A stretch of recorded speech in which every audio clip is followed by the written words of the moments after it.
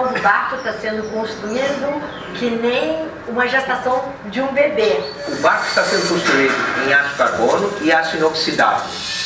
Ele vai ter geração de energia limpa, vamos ter painéis solares, vamos ter geração de energia eólica, geração de energia hidráulica quando o barco estiver velejando, e vamos ter 2 bicicletas ergométricas com turbina, onde a tripulação vai se exercitar e já carregar as baterias. Eu acho que tem uma coisa muito bacana dentro das nossas voltas ao mundo, que elas começam sempre partindo de um sonho. E esse sonho demora a se tornar realidade por planejamento, busca de patrocínio.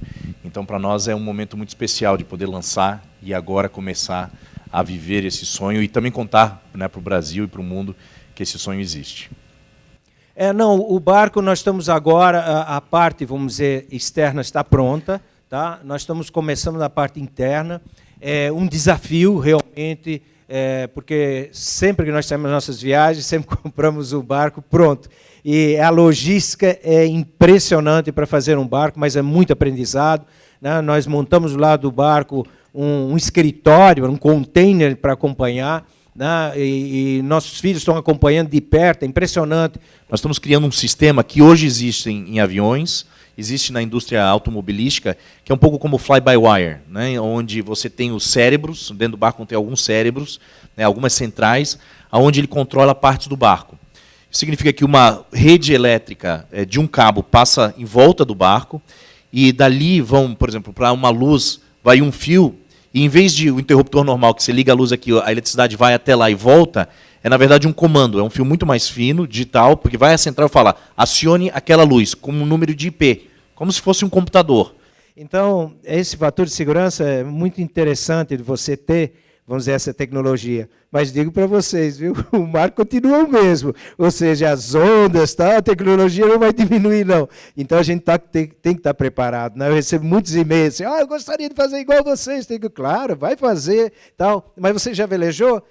Mais ou menos. Digo, não, mas começa, vai devagar. Tal. Quer dizer que está jogando água fria no nosso sonho? Digo, não estou jogando. É que você tem que ter um tempo, entende? Tem que ter um tempo no mar, né?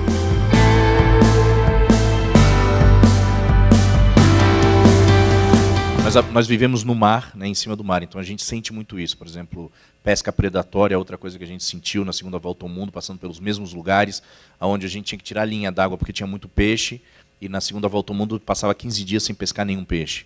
Então, o impacto ambiental no mar a gente sente muito, e isso nos motivou, já faz parte, eu brinco, já faz parte do nosso DNA há muito tempo, desde que nós abrimos o Instituto Cat Sherman em 1995, já faz parte isso. E o bacana que a gente quer mostrar nessa expedição é que, por mais que o barco tenha um footprint, né, uma pegada muito pequena, a gente quer mostrar que não importa o tamanho da pegada, mas sim a iniciativa. Então, o esgoto do barco ele vai ser totalmente tratado, não vai jogar absolutamente nada no mar. Então, isso é uma coisa que a gente quer mostrar até para... Né, existem cidades no Brasil que não tem tratamento de esgoto, o esgoto vai todo parar na praia, a praia fica imprópria, e não faz sentido no mundo de hoje mais. Nos últimos 30 anos, a gente pôde continuar vivendo essa vida, esse estilo de vida, e ter essa curiosidade, essa visão de criança, né? Essa visão de querer conhecer o mundo, querer explorar o mundo, compartilhar isso. Isso é muito rico, porque às vezes a gente vive a nossa vida e esquece que tem um mundo grande lá fora para a gente conhecer, ou até dentro, né, na cidade que a gente está, e perde aquela visão que eu digo que é a visão da criança, né? Que ela sempre quer saber por quê, quer conhecer mais, quer explorar. Quando nós lançarmos o sistema de gamification que nós estamos desenvolvendo, vocês vão entender um pouco mais, porque a ideia é que as pessoas participem tanto que elas têm o seu próprio barco virtual e elas vão ganhando, inclusive, premiações à medida que vão andando. E aí premiações, desde que nós chegamos na África, tem um artesão que fez uma coisa super bonita e nós vamos dar para a pessoa que ganhar aquela etapa da viagem, né? Então vai ser por etapas, e a ideia é engajar e realmente ter essa troca, né? Do pessoal mandar dicas, por exemplo, eu já tive nessa ilha, é super bacana isso, eu já tive em Xangai, vai aqui neste lugar. Eu queria aqui também falar um pouquinho da onde surgiu o sonho, né, dessa expedição. Surgiu na nossa última volta ao mundo, nós começamos uma pesquisa, né, da viagem Fernão de Magalhães. E uma coisa que sempre nos deixava muito curioso é que Magalhães tinha uma certeza absoluta que existia um canal, uma passagem para as Índias por baixo, pelo fim da América do Sul.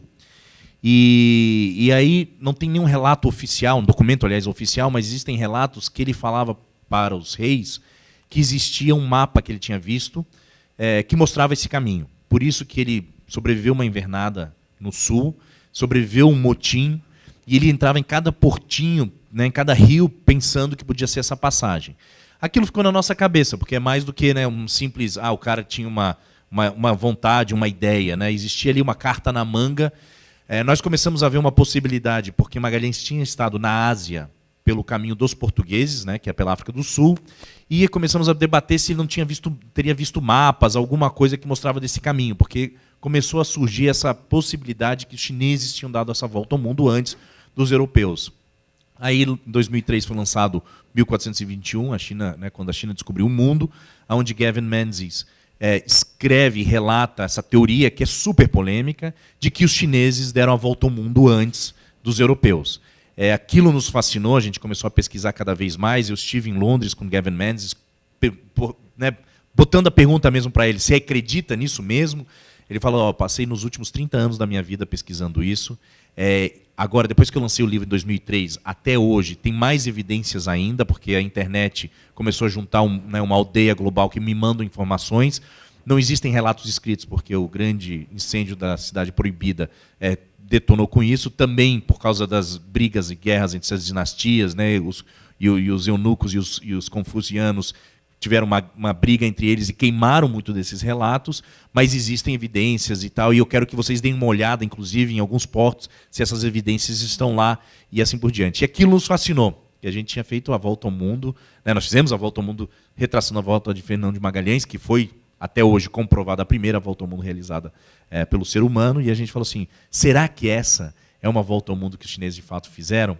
E aí, bom, gente, é que nem um bichinho, quando morde, nós começamos a sonhar, vimos a rota, foram várias rotas que eles fizeram, pegamos uma que algumas que se conectavam e falamos, vamos fazer essa rota, vamos buscar, quem sabe essas evidências, nós não somos cientistas, a gente não está saindo para comprovar com certeza ou não, mas a gente adorou essa história e começou o planejamento para isso. E por isso, dali nasce esse sonho.